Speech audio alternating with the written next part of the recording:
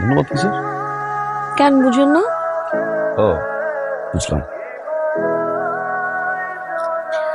আমার না অনেক কাজ আছে, আমার যাইতে হবে, আমার কথা বলার সময় নাই, গুছাইতে হবে, কালই চলে যাব না।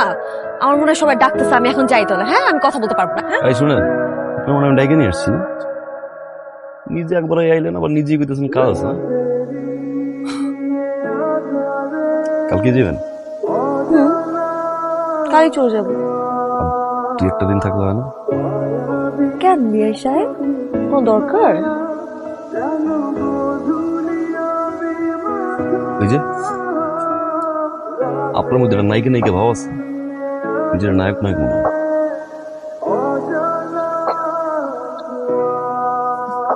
কিন্তু বিয়ে সাহেব, আপনি না আমার ভিলেন ভিলেন লাগে। এই আসতেছি, দাঁড়া।